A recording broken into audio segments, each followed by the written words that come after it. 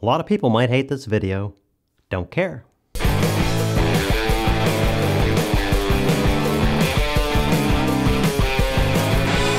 This video won't be short. You may mistakenly take this as a rant video. Fine, it's not. But at least I won't feel like I said my piece and feel I have helped some struggling companies, agencies, people who do reviews, and viewers to get their heads on straight with regards to YouTube. In other words, I aim to do some misbehaving. Let's start with gear manufacturers. Lady that shall remain unnamed for a gear manufacturer that shall remain unnamed asked me if I will review a product for them as follows. Hey Basic Filmmaker, would you like to do a review promo video for us, please? If yes, how much is it? And will you post it on your YouTube channel, and will we be able to use the video as well? She goes on to show me a video of the product and gives all the specs. I take time to research the product to see if it will be useful to people watching my channel, Basic Filmmakers. It looks like it will. I never heard of them and figure I could help them get on the map with English-speaking buyers. I send unnamed gear manufacturer Lady a response with my address saying, I will review them at no cost to you in exchange for the product. Note that if I do not like the product, I will not review it, as I like to be fair to hard-working companies. Thank you. I happen to be looking through my emails about 9 days later and see the email I sent. No response. Maybe she didn't get it. I decided to help them out. When I decide to do that, well, I do that. So I send a follow-up email saying, Dear unnamed gear manufacturer Lady, did you get this email? I would like a response, please. Thank you. I get a response the next day saying, Hi, yes, we did get the email, but we cannot send out the unnamed product while it might not be reviewed.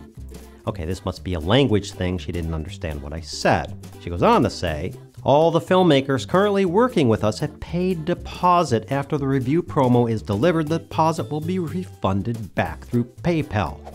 Wait, what? For real? Maybe I misunderstood. So I send an email back saying, This is very odd, unnamed gear manufacturer Lady. I asked for no money in return even though you offered, but a copy of the product. What I said was I would not do a bad review. That is a good thing, but okay, I don't need more stuff, and I thought I was doing you a courtesy. Have a good day. Okay, hang in there, because this gets better. I didn't expect anything back, but I get an email response saying, Thank you for your kind understanding. We previously sent one free sample to one producer to unnamed country, but now we couldn't get any respond from him, either from email or phone. My company placed huge blame on me for the loss of the sample plus the shipping. That's why we now have this policy. To avoid what happened with the unnamed country producer to happen again, I can trust you will do a good review for us, and we could send you more samples in future of our unnamed product. But now, all the first-time cooperation have to follow the company's new rule. In the last 3 days, I've sent out samples to USA, Singapore, Spain after we receive the $339 payment, and it will be refunded when we get the videos. If you could agree to this, then we'd like to work with you. What? Unbelievable.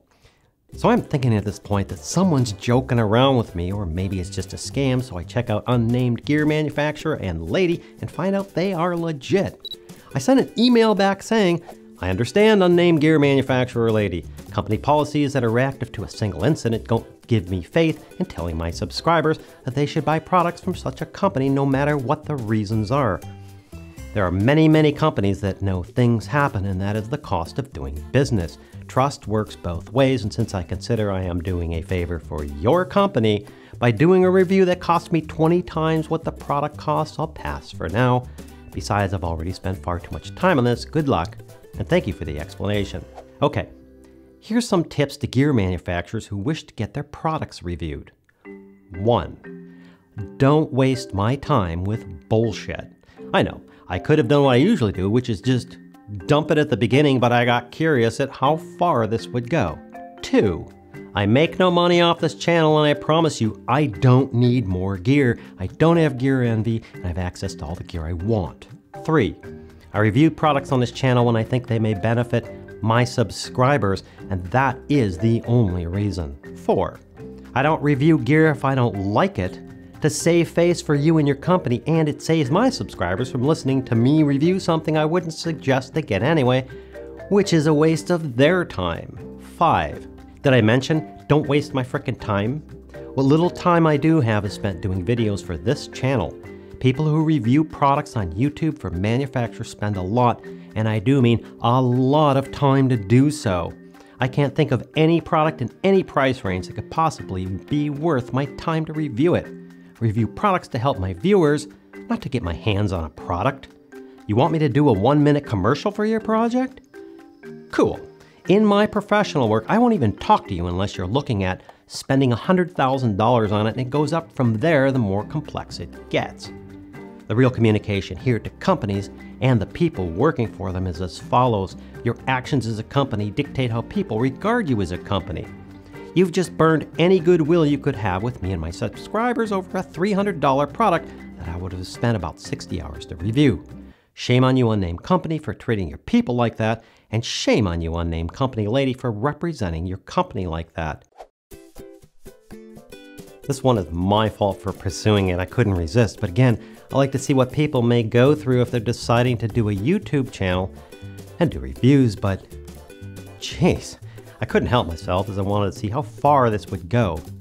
For the first and probably last time ever, I reached out to a very well-known gear manufacturer of a specific product. I really think this product would help many of the people watching. It's affordable to most on this channel. I sent an email to them laying out my channel, examples, stats, etc., and what I would do with the product. I give them my usual disclaimer to protect them. I won't review it if I don't like it, and return the product if they wish. Anyway, I sent this to their main office, to the sales contact, the marketing contact, and the PR contact. After about a week, I get back an email with a tech support ticket number saying they will get with me shortly. And they don't. So since I am curious, amazed, and dumbfounded, I send another email saying this is an odd response and ask my question again. A few days later, I get back a similar email from tech support saying they are looking into it. Okay, again, maybe this is a language barrier, so I send yet another very simple to understand email to them. This time I research and find their sales and marketing people in places like Canada, UK, etc. I hear no response. I send another email. Finally, I get back a few more tech support ticket numbers, and one English-speaking person finally answers curtly and says, "We're not interested." Okay, lesson 2. In my company, if I found out someone was giving someone the runaround, I would fix it personally or get someone else who could do it, and then fix the person giving them the runaround. I would also jump at the chance to get my products or services promoted to many thousands of people for nearly free. Obviously, some dumbass process was put in place by someone, and the person running the company doesn't know about it. I don't know if you're the CEO of Walmart, the president of a gear company, or the principal at a 50-person studio. It's your job to know what's going on with your company. People will do stupid things and make mistakes. So what? It's your fault for not knowing what is going on and for not training them better and having better policies. Or you're just an a-hole with people that won't talk to you. Fine. Get someone who isn't an a-hole to handle it. Let people tell you their mistakes and shortcomings. Thank them and help them. That's the only way to be successful. More importantly, the consumer and promoter of your product is the only thing that stands between you succeeding and failing. Here's the point. There's no way in hell I will ever recommend your awesome products to my viewers or anyone else. Why? Because your company is messed up. I have to assume you don't know what's going on, or worse, don't care. When I buy a product, I buy into the product and the company. Send me a bad product I paid for, give me crap about returning it, or give me the runaround when I ask for support, and you've lost me and everyone else I talk to. I know one gear manufacturer of really great products, and Twitter and blogs are ablaze at how shitty their support is, and how terrible they are when it comes to returning faulty products. Soon, if they don't correct it, the snowball of their awesome product will wear out, and they'll go out of business or just lay a bunch of people off, which they have already done. Or someone will copy the product, which is already happening, and offer excellent tech and customer support, and you're done. The point of this one is, as a gear company, grow the hell up and treat people how you would want to be treated if you were a customer. Hell, that's a life lesson. Treat other people like you want to be treated. Previous example, case in point, some reviewer in some country didn't respond to a $300 review product, so let's be dumbasses and penalize everyone in and out of the company with a dipshit policy. I would fire that policymaker in an instant. He or she just took everyone at the company and through spite or malice or stupidity, just endangered all of their jobs and the company as a whole. In a company, always correct and protect the company, and make sure you correct and protect the employee in that order. You may not like it, but it doesn't work the other way around. One last piece of math for you guys. Around 5,000 of the 15,000 emails and comments I received in 2015 were asking me if I should buy some product. As you might have gathered, I don't rumor monger or blast companies, hence the reason everyone I'm talking about here is unnamed. But I can promise you in my emails I will respond in the kindest way possible to the viewer that I don't think so-and-so product is such a good idea if they are expecting any level of support. Don't get me wrong, this is not a blackmail thing. You can't overestimate how much I don't give a shit about gear, but never underestimate how much I care about the people who watch and subscribe to my channel. Let's move on to ad agencies and advertising. Again, I don't care, but I think it's a benefit to people who will counter this as their YouTube channels expand. By agencies, I mean people or companies who get you advertisers that will pay you some amount of money to advertise their products. They're the middlemen, and that's okay. They do all the work and earn their keep. I don't have advertisers or sponsors. I think it would be great to have a couple of paying sponsors that I could rely on income for. In my opinion, it'd be stupid not to want to be a paying sponsor for this channel, knowing how I treat my subscribers and the companies I do reviews for. My only vested interest would be eventual plans to retire from production work and do this channel full time. Who wouldn't I take as a sponsor? Any of the companies I mentioned, or actually didn't in this video, at any price. Who would I take as a sponsor? Probably any of the companies I've done reviews for or already associate with in my pro work. Remember, any sponsor or advertiser you take on is a reflection of you and your channel. I've had plenty of companies come at me and offer lots of money to hawk their cereal bars or watches or whatever. I don't care. They're not companies that have anything to do with this channel. That's a note to you and a note to agencies who wish to send me offers, but I digress a bit. Here's a great example of what not to do as an agency. I get an email from a New York ad agency that says, "I'm interested in advertising on behalf of a client on your shows. Is this something you offer? If so, can you please send me your availability and pricing?" Sure, I'll bite. He wants to know if I'll do it, my availability, and how much. I respond, I'd have to know what industry or at least type of product, so it is something pertinent to my subscribers. Is this a continuing sponsorship on the weekly shows or a one-time ad? Is this something I would be creating for the client? And if so, are we looking at something like a 30-second mention or highlight ad, a quick embed type ad, something longer? I need more data to discuss pricing. Please send me more data as much as you can, and I can send you back the same. I sent that response 6 months ago and never heard anything back. Since I'm researching this for you, who are mostly YouTube creators, I finally sent another email last week saying, I was sifting through old emails. A long time ago in a not so far away galaxy, you sent me this email and I responded. I received no response back from you, and I still haven't. So let's do this math. Many of us working on YouTube have other jobs and generally do this for free. Let's take a look at some of these jobs. We work for big companies or own them, or in design, filmmaking, commercials, and more, and we all talk to each other.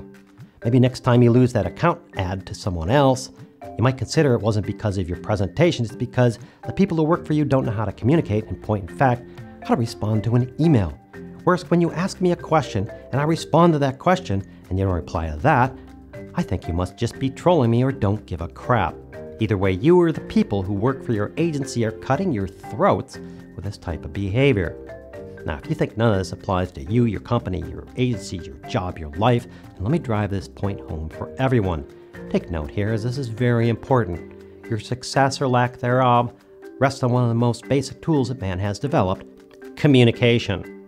If your company, your agency, your YouTube channel, your business, your job, your client base, your film, your marriage, anything is failing or not doing so well, I can absolutely positively promise you that you are effing up your communication in some way. Maybe your communication is a company, a group, or an individual. That's the first place you always look when something is effed up. Notice I said your communication, not their communication. You can always blame someone else and fix nothing, but you can always fix or improve yours. Not responding to something someone said will piss them off. This includes email, a communication, a comment, a communication, a phone call, a communication, etc. In all these examples I've given, the basic failure is not knowing or using basic communication. Closer to home in filmmaking, if your film fails, it basically failed to communicate with the intended audience. I could spend hours on this, but I won't, as that's not the purpose of this video. But I wanted to mention it as it's very important. Before I end what some might say is a rant and completely miss the point, let me close with a couple of thoughts on this for people that plan to do reviews. If you are going to do reviews, do not, and I repeat, do not, take crap from agencies or manufacturers. One magazine ad can cost tens of thousands of dollars. Interspersed among another 50 ads appears once in a magazine. The viewer didn't ask to see the ad, usually doesn't care, flips through the magazine, sees the ad for 1 second, if at all. There's no guarantee that someone may see it. Next issue, cycle, more cost. A TV commercial can cost hundreds of thousands, if not millions of dollars. It plays when people are ready to go to the bathroom or get some more beer. They didn't ask to see the ad, they usually don't care. It runs for 15 to 30 seconds. There's no guarantee that anyone will see it. Next time the ad runs, it costs more money again. Now take a YouTube channel as reviewing a product or advertising something for a company. People came to the video. They asked to watch the review of the product. It is guaranteed they saw the product. They will sit there for 5 to 15 minutes seeing and hearing about the product, and it's seen by thousands, if not tens of thousands of people who clicked on the video and said, "Show me." And it stays on YouTube for thousands of others to see forever. Now when manufacturer X tells you you need to pay up front to review their product, laugh and ignore them. When website X or manufacturer Y comes to you and says they, out of the goodness of their heart, will give you a subscription to their website, or a $5, $50, $500, or $5,000 product to review for them, realize they are not doing you a favor even though they think they may. You are doing a huge favor. Act like it. When blah blah websites ask you to do a review of their website, which will take you 50 to 100 hours and they offer you a subscription or $500, they're basically asking you to work for less than half or more than that of minimum wage, which the last time I checked is illegal. Did you hear that? A whole bunch of companies and websites just gulped loudly when I said that.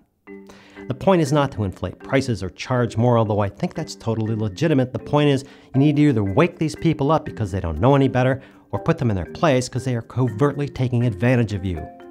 Lastly, before I close, I will be doing plenty of reviews on this channel in the coming years, so I want to take up a small percentage of viewers that just don't know how to frickin' behave. I posted this on my website, but let me be perfectly clear on this and maybe give you a chance to recant your behavior. These comments on my or other people's channel do reviews like, well, you get the stuff for free, so of course you're going to give it a good review. First, I want to say, screw you. My policy is I don't review or post videos on stuff I don't like or find useful to people watching my channel, no exceptions, and I make sure the manufacturers know this up front. Second, I do not need gear, nor do I have gear envy. Trust me, I can get my hands on just about any type of gear I want, and cost is no object, so screw you again. Third, when you include people like myself and accuse us of being dishonest, it pisses us off and makes us wonder why whomever raised you didn't bitch slap you for the worst manners ever.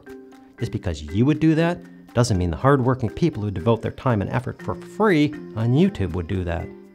Lastly, when I see someone like Dave Dugdale work on a camera course for 4 months and see people calling him a sellout, I just want to send a parade of guided missiles aimed at your private parts. He spends 4 or 5 months filming and working on handing you a ton of knowledge at $45. I think he should charge $445, and it would be a bargain. I am also in the process of creating a film school site, Basic Filmmaker University, and it's a lot of work. I've been working on it for a half a year now, and I will charge for it. Get over it. Or just pony up to $50,000 or $100,000 and send yourself to film school. I don't know if you're being a troll or you really don't understand how much these YouTube creators put into making videos for you. So now you know, and so does everyone else. If you're one of those few people, well, we're just going to ignore you from now on. We forgive you for what you've done in the past, but now you have a chance to understand and possibly change your status from trolling idiot to actual human being. This video will come in handy for me and possibly yourself. For those few companies, agency trolls and the like, we can just send them a link to this video when they start misbehaving. I hope that helps. Thanks for watching, and we'll see you next time.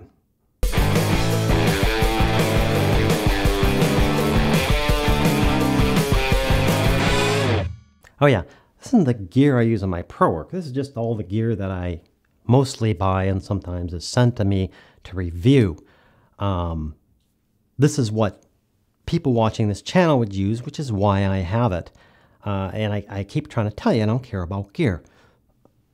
Let me show you.